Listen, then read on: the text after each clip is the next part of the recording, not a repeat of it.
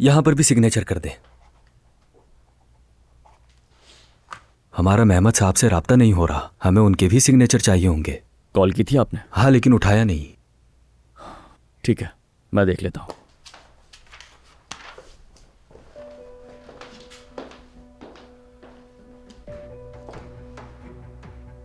यकीनन कोई चाल चल रहा है वो। क्या हो गया है?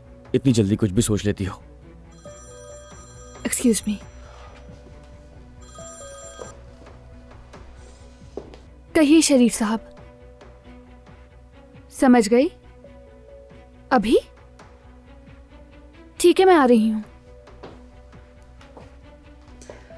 वो जो प्रोजेक्ट चल रहा है ना, उसी के बारे में बात कर रहे थे, मिलने के लिए बुलाया है। मुझे अभी जाना है। ठीक है, मैं भी एक जगह जा रहा हूँ, लेकिन पहले मुझे बाबा से बात करनी है। इंतजार करोगी तो मैं ड्रॉप कर दूं तुम्हें? नहीं, लेट हो रहा है, मैं चलती हूँ, बाद में बात करते हैं। ठीक है आयजा, अपना बहुत सारा ख्याल रखना और मुझसे कुछ भी मत छुपाना। कहाँ हो, क्या कर रही हो, मुझे अपडेट करते रहना, वरना सोचता रहूंगा। ठीक है। आयजा,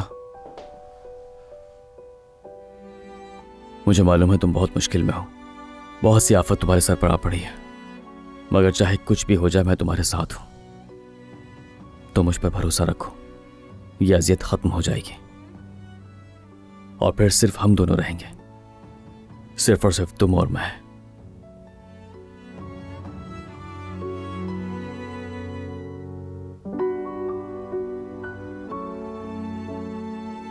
ये कर दिया मैंने, गुलशा साहिबा का नंबर सेव कर दिया मैंने। शुक्रिया बेटी, तुम फोन मिलाओ, मुझे पकड़ाओ, फिर तुम जा सकती हो। ठीक है, फोन मिला रही हूँ। बेल जा रही है, स्पीकर पर भी डाल दिया है। ये लीजिए, आप आराम से बात करें।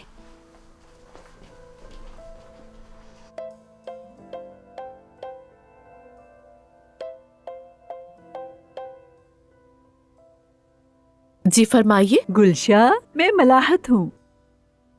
मलाहत? अरे हमीद की वालिदा, बच्चों के रिश्ते की बात के लिए फोन किया था। मलाहत आपा, अस्सलाम वालेकुम। पहले तो मलाहत खाला थी, अब मलाहत आपा हो गई। वाह वाह। हाँ, काफी वक्त गुजर गया, हम भी बूढ़े हो गए। ऐसा ही है गुलशा, ऐसा ही है। अगर हालात कुछ और होते तो तुम्हारी मलाहत अम्मी कहलाती, लेकिन नसीब नहीं था। यही नसीब था। कितना चाहा था मैंने कि तुम और हमीद एक घर बसाओ, और तुम तो मेरे बेटे के लिए मौजू लड़की थी।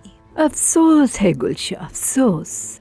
हमीद तुम्हें कितना पसंद करता था, तुम्हारा नाम सुनते ही गाल सुर्ख हो जाते थे उसके। अगर सिर्फ मोहब्बत ही काफी होती तो। खैर, क्या कह सकते हैं, यही जिंदगी है। हाँ, यही तो।